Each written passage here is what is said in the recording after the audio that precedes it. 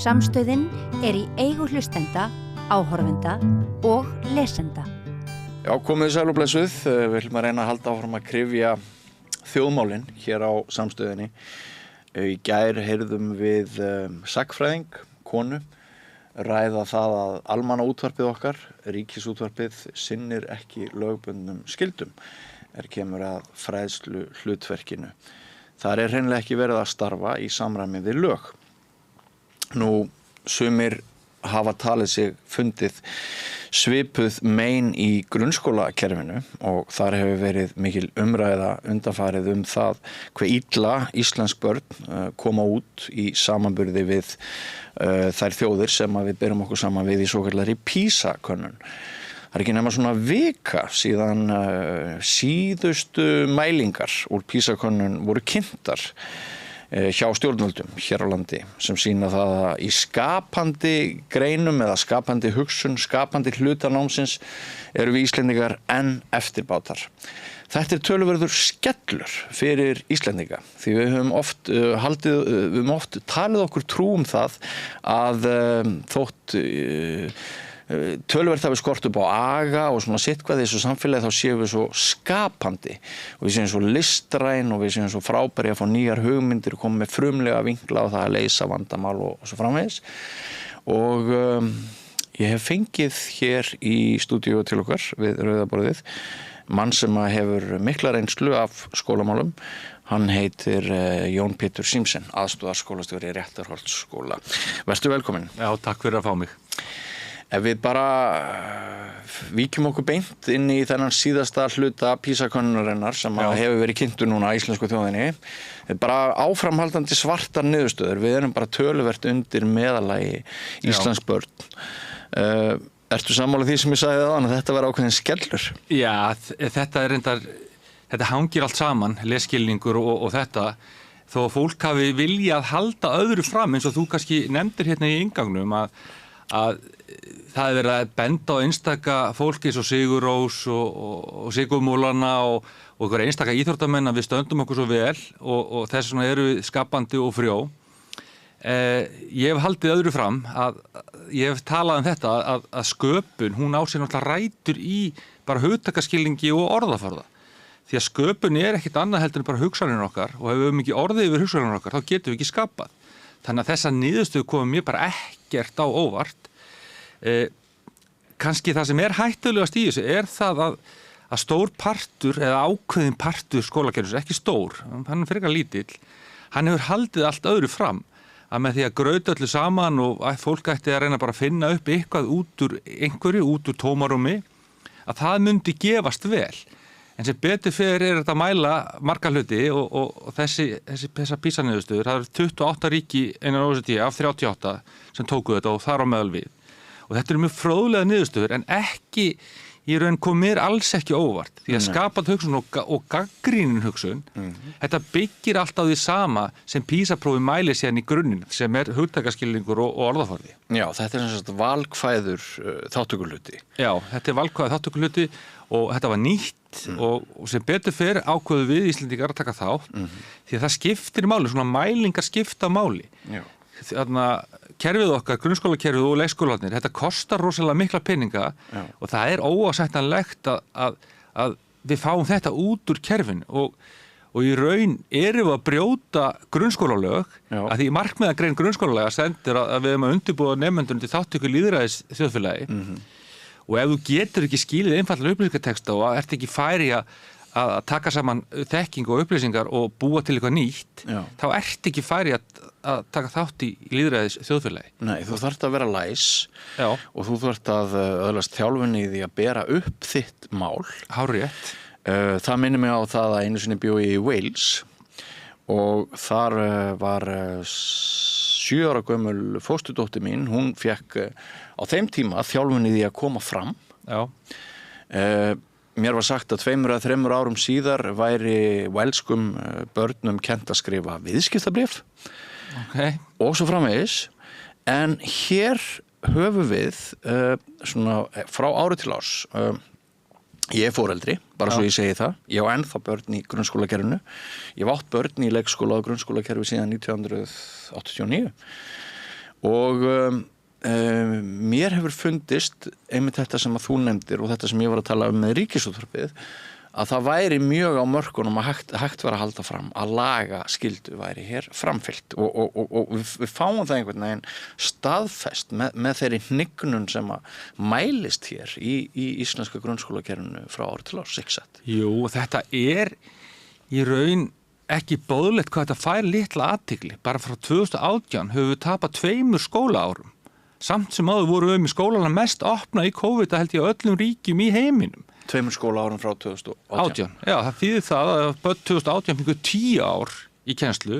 Það fengu börn sem útskrifust 2022, þeir fengu 2023 fyrirgefðu, 8 ár.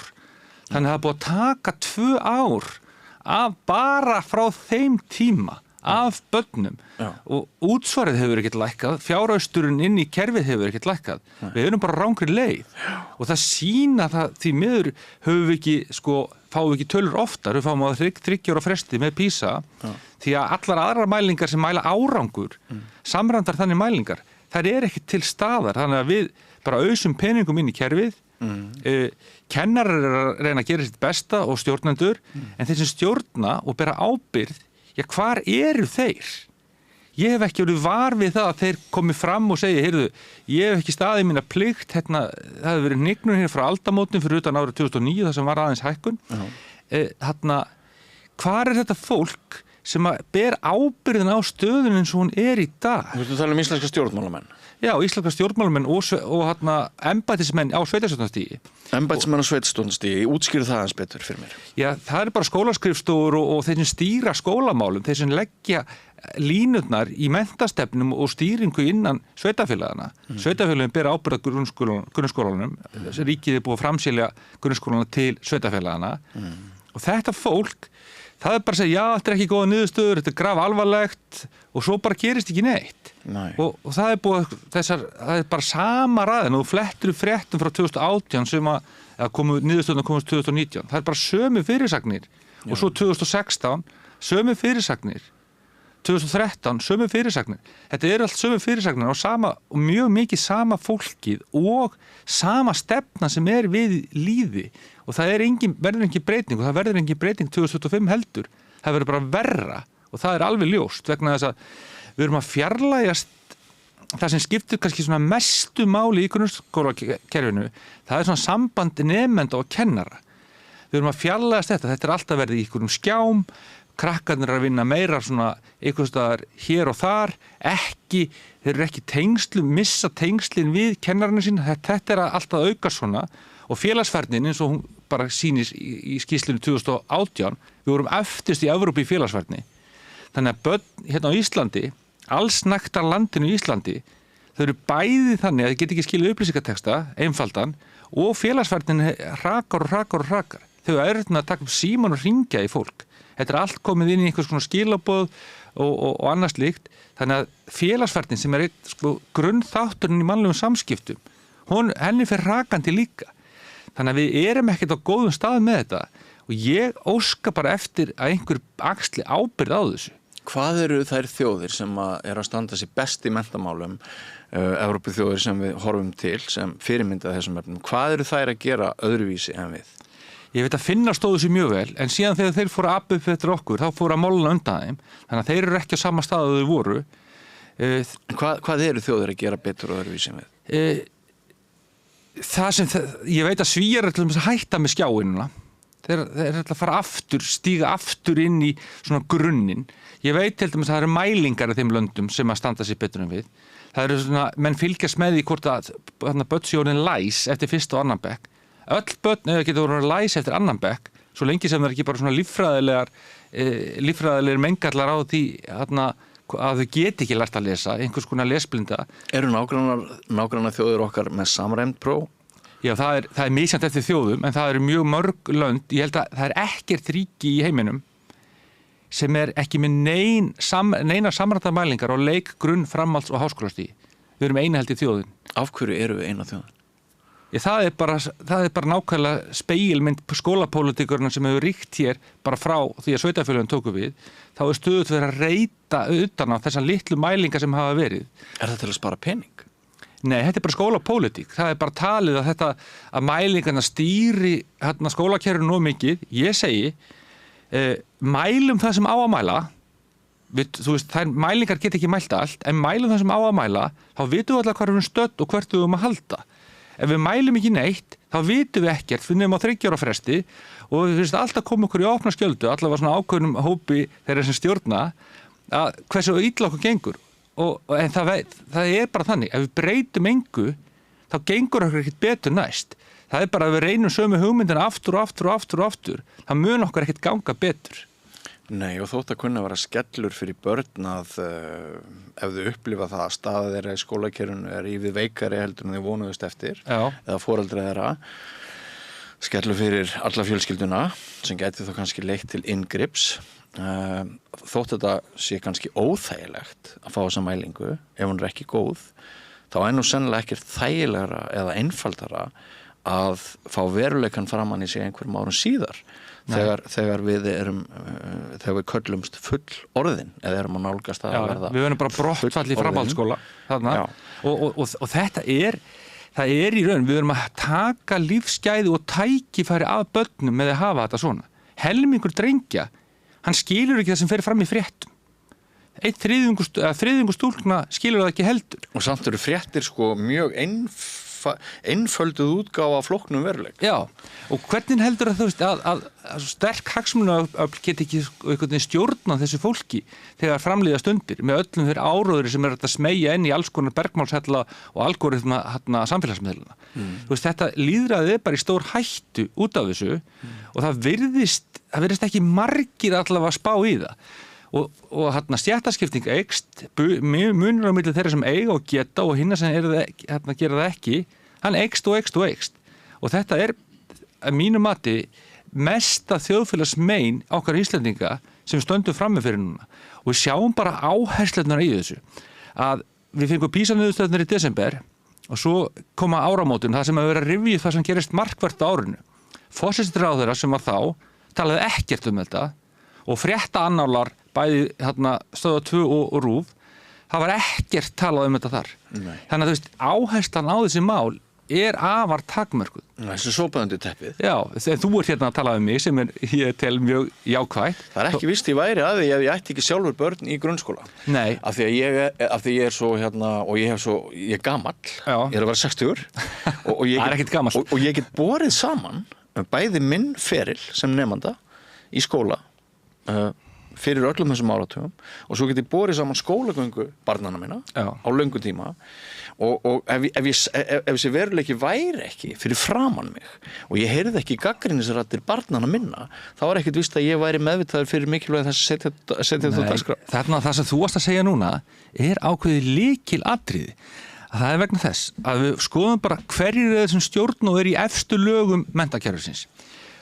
Það fólk sem hefur gengið vel í skóla, langoftast, og það mjög töluvert mikla líkur á því að þau eigi börn sem gangi vel í skóla. Það fylgni þarna á milli. Fyrir vikið horfa þau framhjá, þau finna að þetta brennur ekki á þeim, eins og þú bara lýsir hérna sjálfur, að þú tengist þessu beint, og það bara þannig með okkur mannfólkið. Ef við finnum við ekki beint á okkur eigin skinni, þá höfum við engan áhuga á því. Ég var að segja að forréttinda fjölskyldunar, þær búi yfir nægilega miklum resursum til þess að þótt skipið sér hægt og rólega að sökkva, þá bjargist þeirra eigin börn. Já. Og þeir pæli, ég held að það sé ekkert markvisst að pæli í það þeirra eigin bjargist, en bara eins og þú lýstir því, þú ert að kalla á mig hér að því börnin þín að kvarta, ef þau var ekki að kvarta líka samfélagsumræða. Nei, ég veit, en það samt, það ávið okkur öll, ekkert bara þig, heldur líka mig og alla aðra, það sem tengist okkur beint. Ef ég er fluguveiðimaður, ef ég heyri hvað fluguveiði í fréttum, þá sperri ég eyrun. Þannig þetta bara, við tengjum rosalega mikið við okkar eigin raunveruleika og raunveruleiki þeirra sem í forréttindastöðum og geta hugsa vel börnin sín og hafa tíma og þrek og getu til þess. Svo hinir börnin sem komum kannski erlendubergi brotin, ekki með íslensku sem móðumál, jafnvel ekki ensku. Hvernig hugsaum þessi börn? Við erum að fá inn til okkar í skólan 2-3 börn á mánuði sem tala kannski ekki íslensku eða ensku og þau bara koma inn í skólana og það bara valla hent til þeirra björgunarhringur. Nei, þetta eru eins og mér skilst á þeim sem á krökkunum mínum meðal annars og öðrum sérfræðingum því að hver meiri sérfræðingur í skólastarfi heldur en nemandi sjálfur Nei, nákvæmlega. að mér skilst að þetta séu nokkur atriði sem að þurfi að laga þessi skóli án aðgreiningar þetta hugmynd sem gengur upp? Ég held að svona almennt agaleysi skipti meira máli heldur en skóli án aðgreiningar. Þú veist, ef við myndum taka það úr sambandi, þá væri ennþá þetta svona ákveðna agaleysi og virðingarleysi gagnvart skólanum inn í kerfinu. Ég held að sé of mikið einblínt á það að skólan aðgreiningar sé einhvers konar meinsemd inn í kerfinu, þrátt fyrir að það séu þættir þar sem þyrfti að laga. En þessi klassísku rök sem alltaf heyrast að það hefði þurft að bæta við 2 starfsmönnum, ekki endilega kennaramenntuðum, til þess að útfæra þessa hugmynd. Já, það alveg hárrétt. Það vantar mannafla inn í skólana til að útfæra þessa stefnu eins og hún á að vera útfærð. Það algjörlega örugt og það í raun og það sem hefur bara gerst með samfélagi, það verða meira los og meiri firring í samfélaginu með tilkomu samfélagsmiðla og skjánótkurnar. Fólk meira eitt í sínu horni að gera eitthvað og upplifa eitthvað eitt en ekki sameiginlega með fjölskyldunni. Fyrir vikið minnkar allt umræðuefni innan fjölskyldunar. Ef allir eru að upplifa sitt konar hlutin, þá höfum við ekkert að tala um. Og þetta berst líka inn í skólana. Það verður meiri svona einstaklishyggja og meiri svona, eins og ég segi, svona lausung og firring. Og krakkarnir, ef þeir eru kannski marga klukkutum á dag í skjám, þar sem þeir eru bara sjálf eða þá að spila tölvuleiki við ykkur aðra, þar sem þeir eru ekki í beinum persónulegum samskiptum, þá verða þeir bara síður hæf til samskipta. Og það á líka við okkur fullorðna fólkið. Það er ekkert sem bendir til þess að ríkið sé að fara að skaffa meira fjármagn til þess að mæta þessum breytingum sem urðu með skóla án aðgreiningar. Það koma af og til einhverja innspýtingar, þær eru alltaf svona tilvílunarkenndar og svona bútasöms markaðar. Svo annað sem ég langar að nefna þig, það er gæði kennaramenntun, eða sem sagt, gæði kennaramentunar, getur við sagt. Fyrir nokkrum dögum heyrði ég í mannesku sem að segir að kennaranemar, þeir geti svona selektíft komist fram hjá núna hlutum eins og stærðfræði að þeir komist í gegnum kennaranámið án þess að læra þá stærðfræði sem áður hafi verið og það séu ekkit rosalega góð skilaboð inn í kennslustarfið og inn í skólana að við sem fann að gefa afslátt á kennaramentuninni og það var oft verið talað um það að það hafi orðið bara svo ég segi það á mannamáli þótt að einhver verði brjálaður. Það var oft verið talað um að það sé atgerfismunur á þeim hópi sem að leitar í kennslu síðustu áratugi og var til dæmis þegar ég var krakki. Við vitum líka að það hefur verið mikil virðingarmunur gagnvart grunnskóla kennara starfinu en bara þetta sem meinsemd, hvernig bregstu við því? Já, ég held að skólarnir eru bara jafn sterkir og mannauðurinn og stefnan sem fyrir hendi þar. Stefnan greinilega ekki góð, við sjáum það. Mannauðurinn, auðvitað hann misjafninn á skólan og þetta hefur, hvort að við hnignað mannauðunum innan grunnskólana miðað við það sem var fyrir 30-40 árum. Ég held allavega að virðingin hafi minnkað fyrir starfinu og hverju erum að kenna.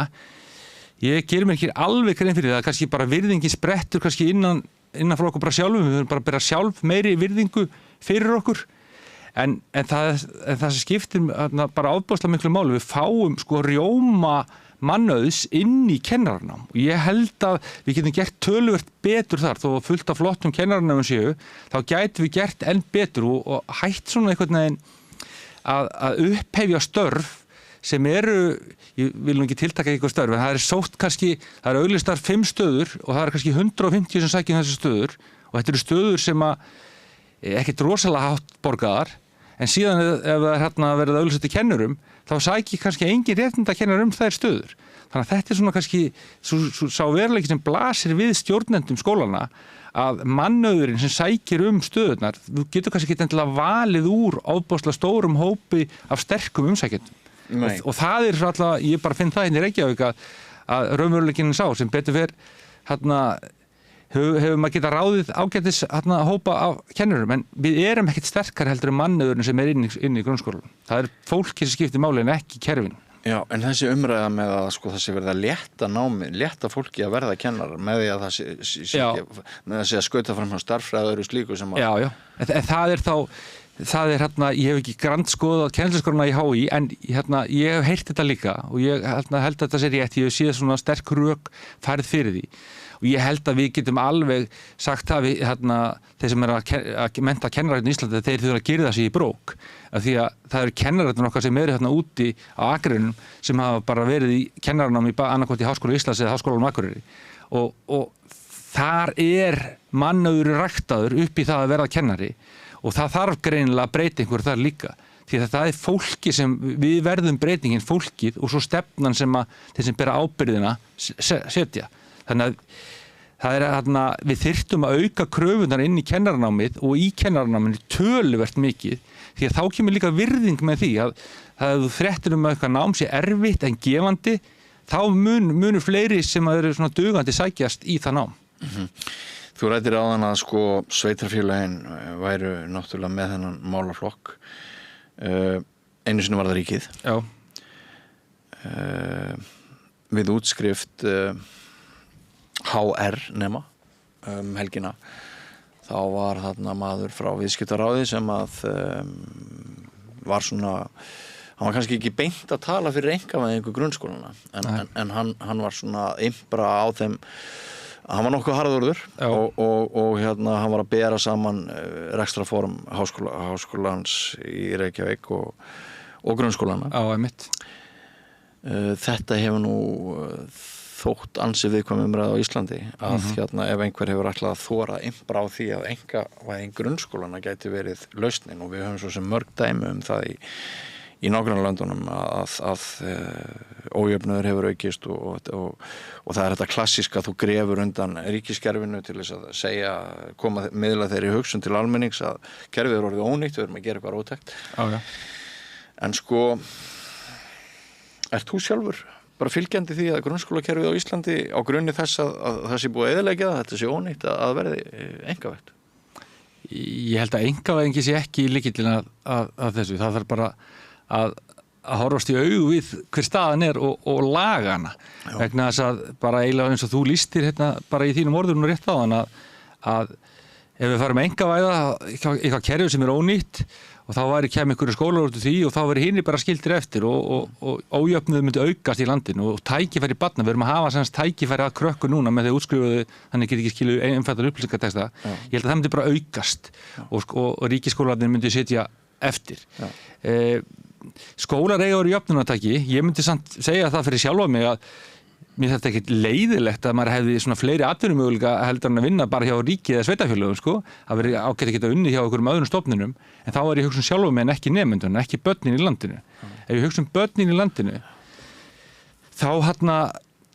þá þyrftu við bara svona að bera ábyrgð sem við erum að gera mæla það sem við erum að gera og ég held að svona einkavæðing hún væri svona ávísun á atgerðisflótta mögulega úr stéttinni að einhverju leyti inn í einkaskólana og ég held að það myndi enn auka stéttaskiptingu já, ég held það og auðvitað eru sko svona vísir að þessu með Hjalastefnunni og Ísaksskóla en það er ekki svona beinir svona kannski skólar. Nei, en maður sko tekur eftir af því ég starfa minna vegna þá hef ég töluvert þurft að fylgjast með Alþingi þarf bara að fylgjast með Alþingi Akkurat, sem skemmtilegt sem mjög skemmtilegt en ég bara tók eftir því núna síðastliðin vetur í umræðum störf þingsins eða fyrirspurnum til ráðherra að það eru fleiri og fleiri þingmenn úr fleiri og fleiri stjórnmálaflokkum sem segja í rauninni það sama að grunnskólarnir séu ekki lengur það jöfnunartæki sem þeim var ætlað að vera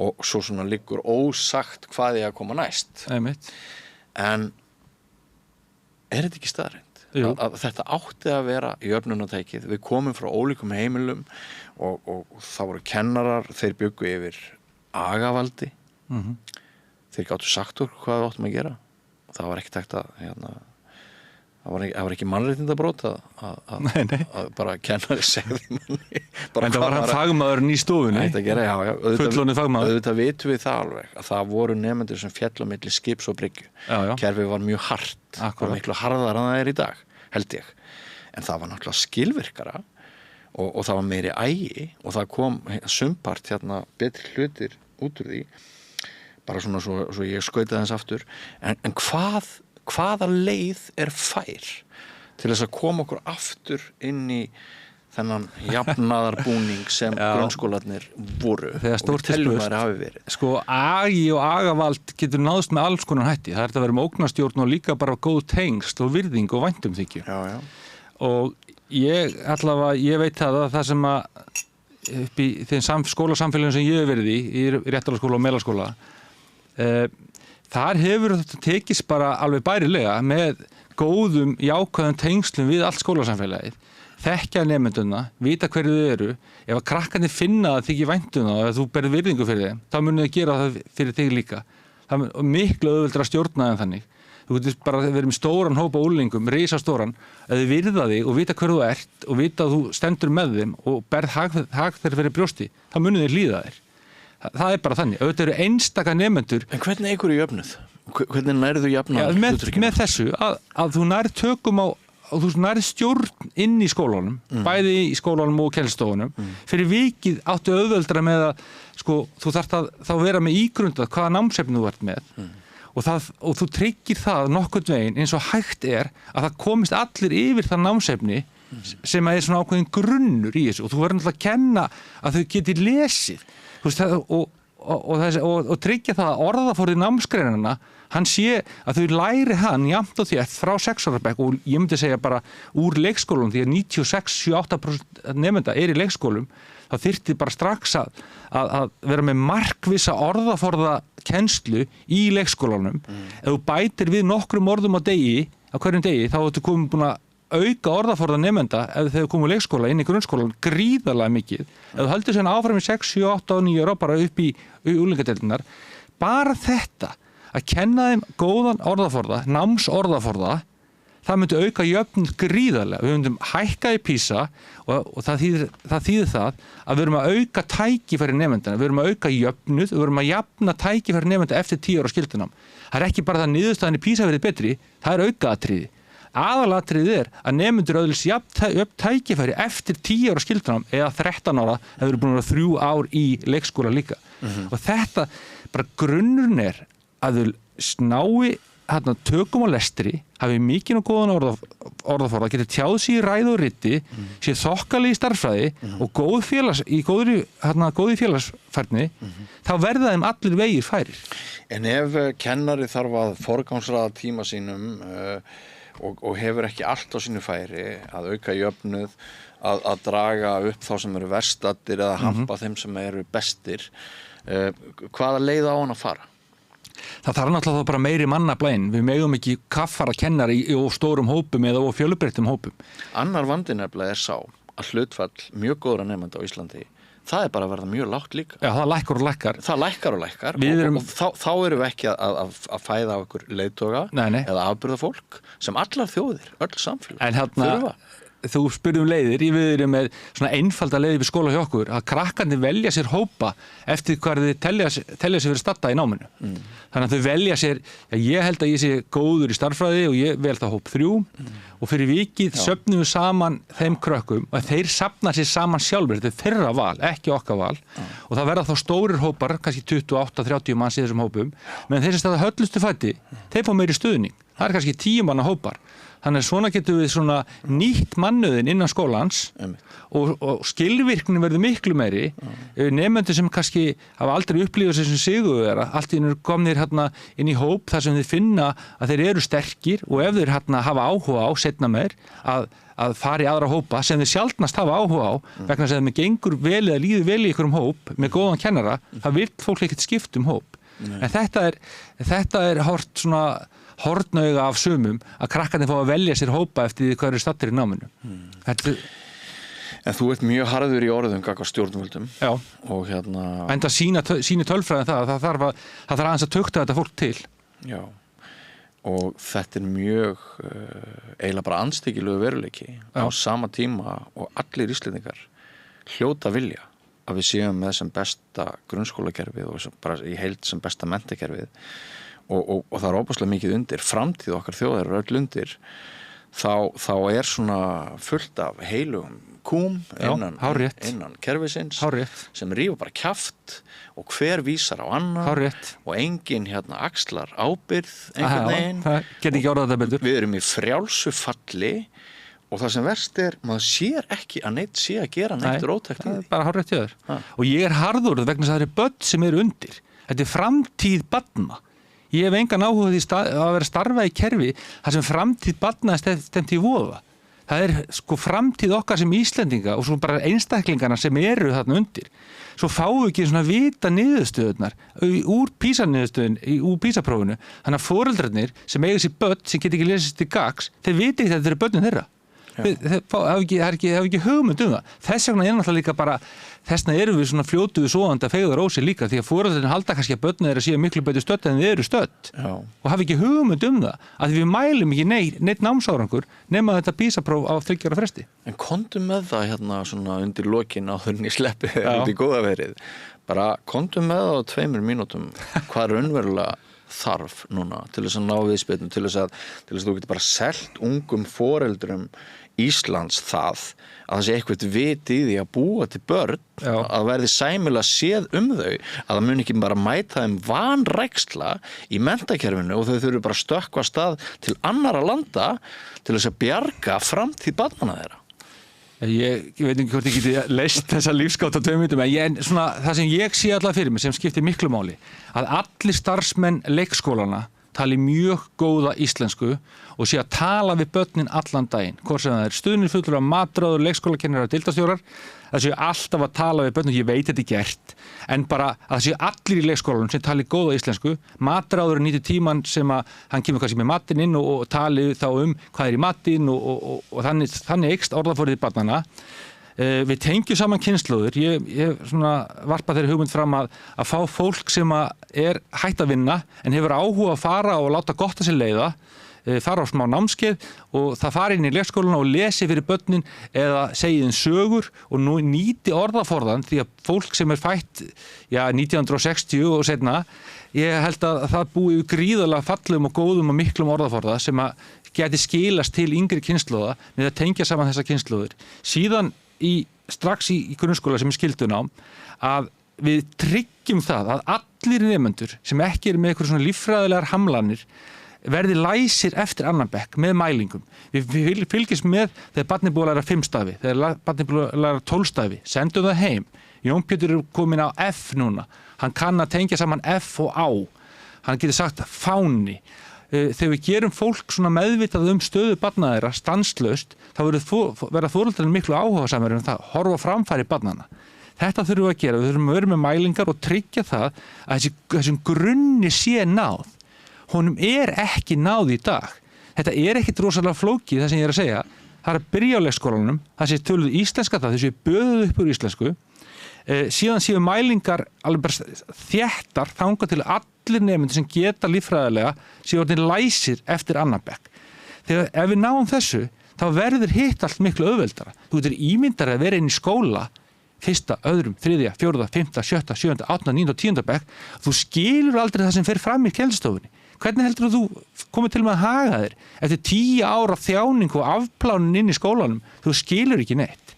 Þetta er ekki boðlegt og við verðum sem íslensk þjóð, við verðum að fara að tala við börnin okkar, við verðum að fara að lesa fyrir þau, þá er ég að horfa til foreldrana, því að það er fjárfesting sem áttur að skila sér svo margfalt bæði í tekjum og auknu lífsgæðum.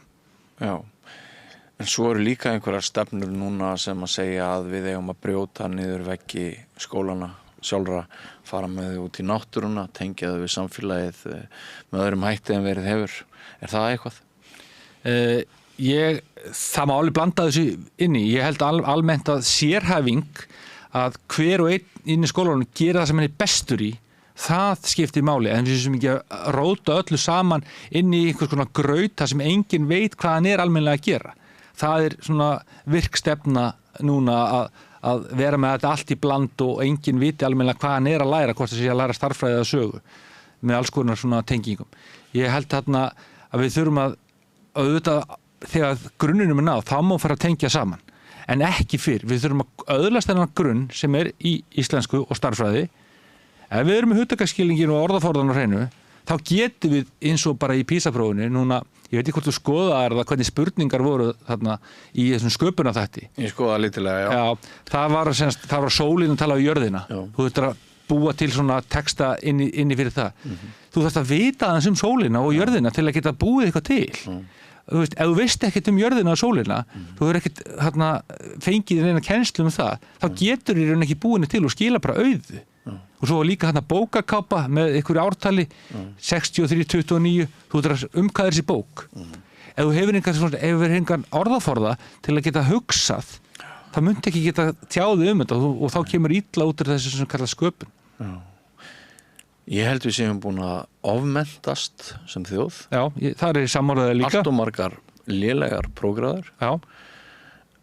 Það sem að börnin mín segja mér yngstu þó að sé gleðilegt að það verðist vera töluverð stemning fyrir því hjá þeim sem að klára grunnskóla að þeir færi í verknám. Það er flott. Sem er mjög flott því því það er ekkert fyrir alla þessa sérfræðinga endalaust að gera með að við gæði menntunarinnar. Við þurfum að komast einhvern veginn aftur ná fókus, held ég. Já. Sem virðist vanta, það er ákveðin afneitun í gangi. Já. Og verstur er dólgurinn. Verst er að heyra fólk sína þótta og yfirlæti þegar á að koma einhverju gagnrýnin umræðum mál að það er eins og það bara að sendibúðin sé alltaf skotið. Já, það er hárrétt hjá þér. Og ég er alveg sammála því að það er töluverð áðmentun í gangi og reynsla er of lítil smitin. Reynsla er bara oft, maður lærir oft miklu meira, ég bara finnur það í því námi sem maður ferði í, þegar maður er komin á vettvang, þá lærir maður að þeir sem eru bestir í faginu. Maður lærir miklu meira því heldur en í ykkur háskólanámi, hvort sem það er mastersnámi eða grunnnám. Og það er eitthvað umhugsunar efni okkar hvað við eyðum miklum tíma í menntun sem skila litlum árangur. Já, einmitt. Við þurfum að breyta því. Já. Breytum við saman, íslensk þjóð. Já. Og bara vil svona kannski að koma að lokum hjá okkur að hvetja íslenska foreldra til að tala mikið við börnin sín, nota matmálstímana til að ræða það sem er í fréttum, ræða með þokkalega flóknum hugtökum og útskýra það fyrir þeim og lesa fyrir börnin sín heima á kvöldin og daginn bækur eftir rithöfunda því að rithöfundar skrifa venjulega góðan texta með fjölbreyttum orðaforða og þannig lærist þetta. Það er ekki hægt að vera með svona styttingar í því hvernig maður lærir orðaforða. Maður þarf bara að heyra orðin, tengja þau saman með einhvern raunveruleika og fá útskýringar og hafa gaman að því að hlusta. Það vilja allir láta að lesa fyrir sig, það er gott að láta að lesa fyrir sig. Þetta sem þú sagði núna, það minnir mig á áhugaverða málsgrein sem ég heyrði vinkonu mína segja sem býr í Frakklandi. Já. Hún sagði, held ég jólin að Frakkar væri búin átt sig á því að þar þyrfti ekki að búið til fleiri verkfræðinga. Þeir þurfti að búið til fleiri skáld. Já.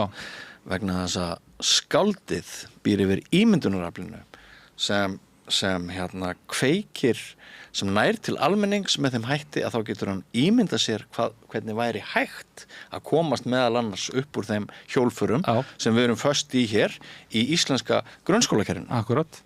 Og ég veit ekki hvort ég á þóra að segja en ætli framhaldsskólastigið ætli að sé ekki ansi miklar áskoranir þar líka. Já, bara það er framhald af því sem er úr grunnskólanum, þeir hafa náttúrulega, það er ekki skyldunám þannig að þeir nemendur bara falla úr námi þar, þannig að kannski þeir sem eiga erfiðast með námi, þeir eru ekki inn í framhaldsskólanum eins og þeir eru inn í grunnskólanum. Þannig að það er svona einsleitari hópur inn í framhaldsskólanum heldur í grunnskólanum, en vandinn er þar líka.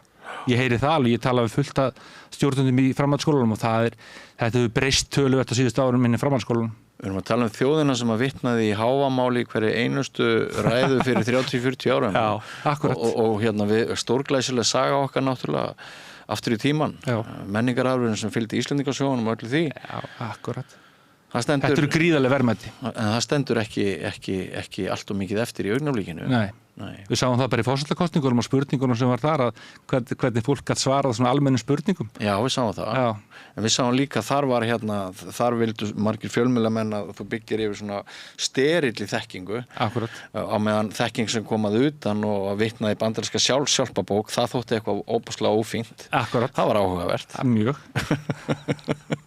Heyrðu, en við því miður leysum þetta ekki allt saman, en þakka þér fyrir að koma hingað. Já, takk fyrir bara að fá mig. Og hjálpa okkur að reyna, eins og Gunnar Smári segir alltaf, hjálpa okkur að reyna að skilja heiminn. Já, ég vona að hann sé eitthvað aðeins skýrar eftir þetta. En það er fullt gott í gangi í skólanum líka. Við erum ekki að gleyma því.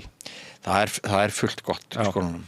En við þetta borð þá stundum leggjum við meira áherslu á það sem okkur finnst að geti betur farið. Akkurat, það er líka bara fínt. Takk fyrir að koma. Takk fyrir. Og talandi Gunnar Smára, hann er sennilega með næsta kafla. Erfiðleikar heimila verkafólks hafa hríðversnað frá árinu 2021. 6 af hverjum 10 félögum í Eflingu eiga nú erfitt meðan á endum saman. Hvernig getum við réttlætt það? Efling stéttarfélag. Barátta fyrir betra lífi.